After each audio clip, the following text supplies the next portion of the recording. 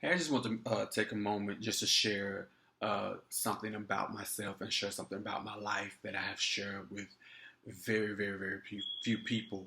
Um, but I feel that it is time to really, really share it with more than just the people that are close to me. What I'm about to share, again, some of the people that are closest to me, my loved ones, don't even know. Uh, but me sharing this is not about me. It's about life. It's about hope. And that thing is depression. I've dealt with depression since the age of 19 on a clinical deep depression level. When I was first diagnosed with depression, I was dealing with a lot of medical issues. When I first was diagnosed, I had actually already had slept away 6 months of my life, and what I mean by that is, only thing I would do was just sleep. I would sleep. I would maybe get up and eat a piece of bread, and I would sleep. I would go to the bathroom, and then I would go back to sleep. Like there was no interacting with life itself. Went to the doctor because I was having some issues. Come to find out, I had heart disease. Um, a rare case of heart disease called pericarditis. Um, Found out I had a hernia. I had stomach issues. My stomach was bloated, not bloated, but it was filled with fluid that made me look like I was 4 months pregnant. And the fluid wasn't in my stomach; it was on top of my stomach. And so, in dealing with all that, also at that point, they was like, "Well, you may not know, but you're dealing with depression as well." Um, Dealt with that for a while, and so the thing about it is in the midst of dealing with it, I started going to therapy, stopped going for my reasons, and then I sought help elsewhere. I sought help. It was spiritual help, and the advice that I got actually made things worse for me. It really did, and I would say this from personal experience: if you're dealing with clinical depression, if you are dealing with deep depression, even if you haven't gone to a doctor and they diagnose you with deep depression, um, if you're going to seek advice from anybody about how to deal with depression, if your spiritual advisor or anybody that you feel that make it go to your church or whatever the case may be, if they are not well versed in mental health and how mental health affects your body and your mind, they are not the person to seek solid advice from. I'm sorry, they're not. If there's anybody outside of maybe your spiritual advisor, if people that you seek advice from are not well versed in depression and the effects of depression, um, then they're not the person to seek solid advice from. And those that are dealing with depression, they understand why I make that statement. If you have not been clinically diagnosed with depression, with deep depression, because there are several levels of it, but it's like if you haven't dealt with depression on a deep level, there are things that you would never understand. There would be things that you can't comprehend, far as in the emotional drainage, the mental drain, the physical drain. Like depression at a certain level is literally like being sick with pneumonia or the flu. Like your body breaks down, literally breaks down. And you are emotionally drained, you are mentally drained. And again, so going back, I dealt with it for 10 years. People that may know me from, when I live back home, may say, well, you did this. The thing about it is when I was dealing with depression, I was working all the time. I was working all the time for two reasons. One, because whatever I wanted to be able to pay for it and, pay for it out of my pocket and not worry about, asking other people to buy stuff for me. Two is because I hated going home. I hated being by myself. I hated that because at that moment, those were moments where I had to deal with the depression. So I was always working, always working, always working, always working. And so that's why people that know me would be like, but you was always working. I always stayed busy because that kept me happy. Case may be. Um, Time went on where I moved. And when I moved here to New York, the first 3 years, I've been here for 4 years now. The first 3 years were the worst ever, and I would say of my life, with life and dealing with depression. Because when I first moved here, there were certain things I was dealing with before I even moved here, got here, um, and other things started to happen, and the boat was rocked, and then later on in that first year, I became homeless. Never told anybody that. Maybe 2 people, maybe 3 people know about that. I became homeless, and then wound up getting my own apartment. Um, got my own apartment, was in my apartment not even 5 months yet, and went to the doctor and come to find out that my heart condition had just went crazy to the point where they was like, uh, we have to have surgery, open heart surgery, like ASAP. It's like, if you don't have open heart surgery, this is what's going to happen, blah, blah.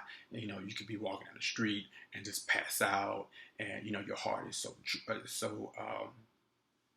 it's so stressed at this point. Like, you need to do this surgery, like, ASAP. So wound up having open heart surgery. I believe it was 2 or 3 months later.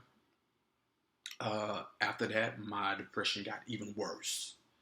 And before that, I had already been, I had started going to therapy, and trying to understand depression and what was going on with me, and blah, blah, blah. And after that, things got worse. Like I said, after the surgery, things got worse with my depression. Continued to go to therapy. Depression still didn't really lighten up to the point where I did have to start taking antidepressants. And I would tell anybody, like, people say a lot of stuff about antidepressants, and I'm not advocating for them. But what I can say about it is, antidepressants, like any other drug, you can become addicted to them, and you cannot become addicted to them. And what I mean by that is, if you choose not to become addicted to them by saying, you know what, yes, antidepressant had this effect on my life, this is what happens when it happens, but I want to be able to function in life without having to take a pill to have that understanding or that clarity. That's what I mean by you cannot become dependent on antidepressants.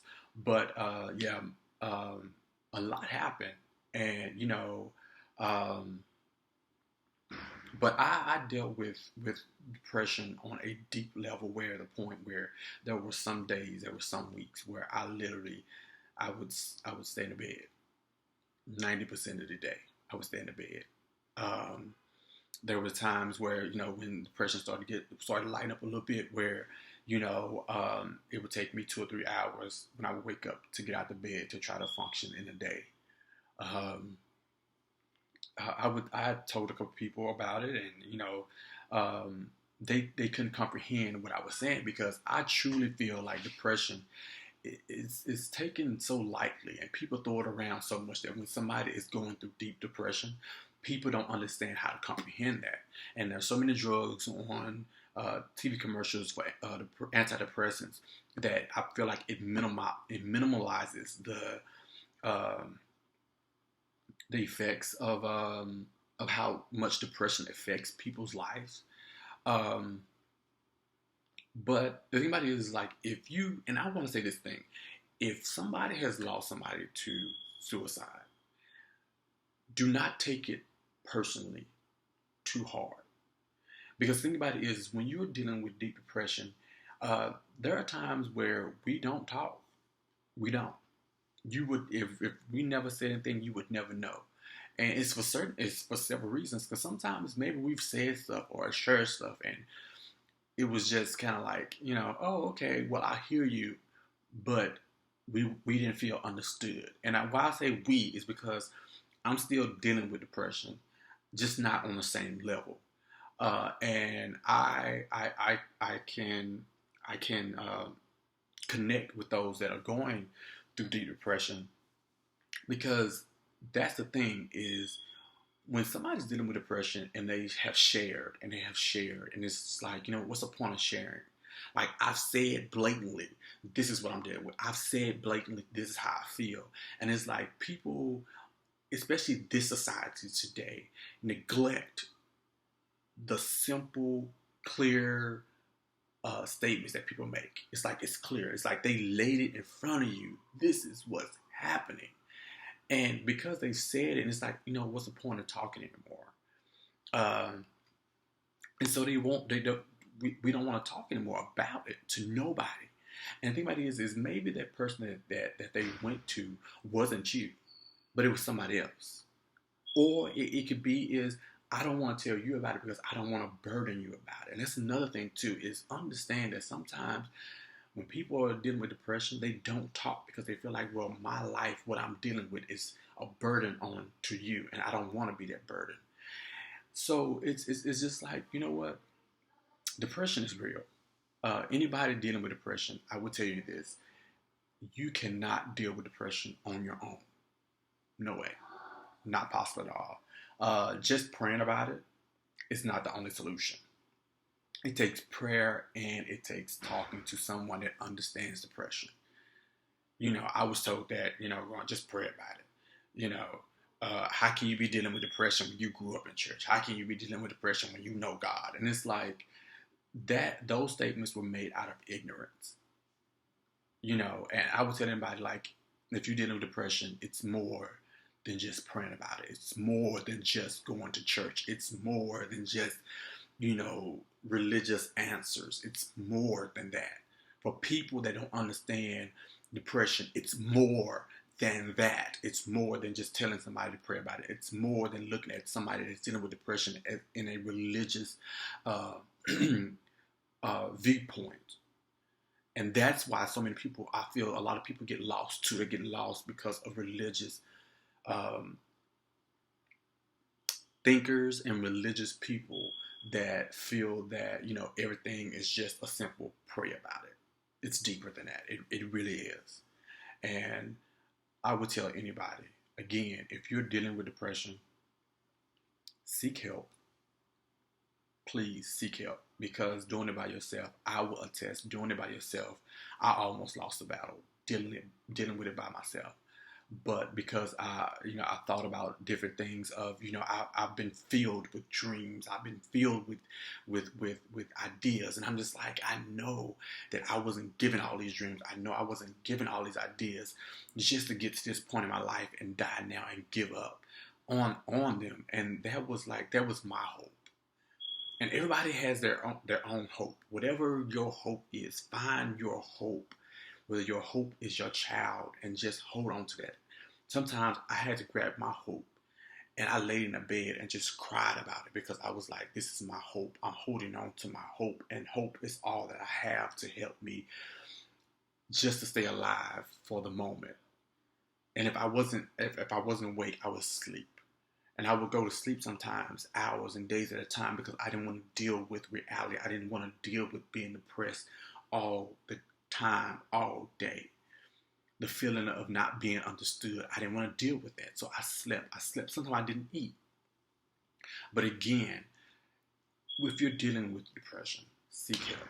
Things that I started doing, and I started doing this even in my deepest moments of depression, is I got on a computer, and I even asked people, that I trusted, like, can you help me find this information?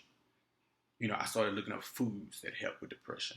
I started looking at, small activities. Granted, exercise does help with depression, but there is times, the truth of the matter is, when you're going to depression, you don't want to exercise. You don't have the energy to exercise. Sometimes something to do as simple as write on paper takes too much emotional and mental energy. That's what people don't understand. When you're dealing with depression, sometimes people dealing with depression on a certain level, to pick up a pen and write is too much for them to handle. I'm speaking from experience. You may say, really, pick up a pen and write, it's nothing. No. the mental capacity, the emotional capacity that it takes for you to want to just move to the left, to the right like this is a lot for some people that are dealing with certain levels of depression. It really is. And that's why I say, if you've never dealt with depression, if you've never read and tried to understand depression, you will never ever understand the emotional, the mental, and the physical drain that it has on a person. So I want to share my story. Things are better for me, but I still deal with it. Not on the same level, but I still deal with it. I do.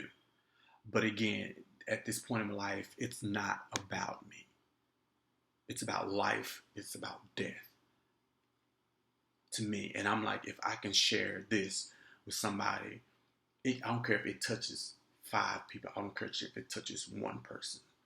I just want to talk to somebody and say, you know what? If you're dealing with deep depression, if you want it bad enough, fight for it. Fight to not be depressed anymore. Fight.